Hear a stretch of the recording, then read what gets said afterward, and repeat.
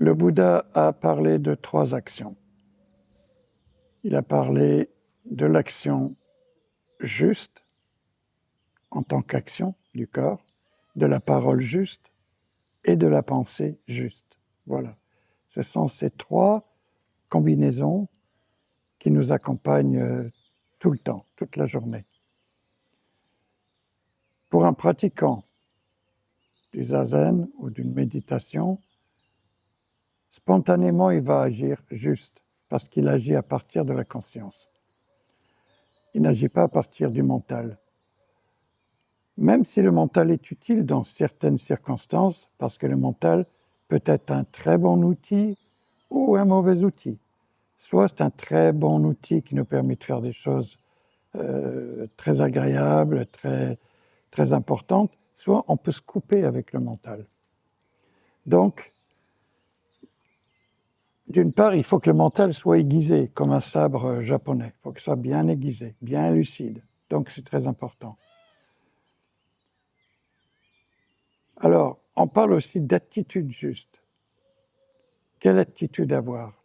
Eh bien, la meilleure attitude, c'est de s'harmoniser avec les choses, avec les êtres, avec les situations. Ça, c'est l'attitude juste. L'attitude non juste, c'est aller à l'encontre des choses, tout le temps se révolter, tout le temps ne pas aimer, tout le temps détester, tout le temps vouloir paraître plus intelligent que les autres, tout le temps vouloir être aimé par les autres. Tout cela crée et amène de la souffrance ou du désagrément. Donc, en ce qui concerne la pensée vient de la conscience. Hein? Avant tout, il y a la conscience. Ensuite apparaissent les pensées.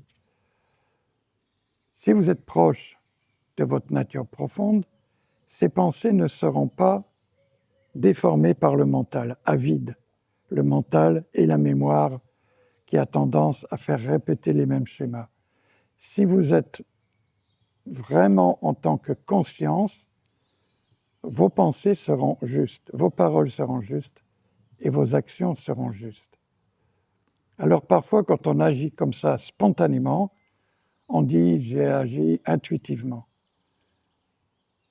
Pour moi, l'intuition, c'est plutôt être spontané.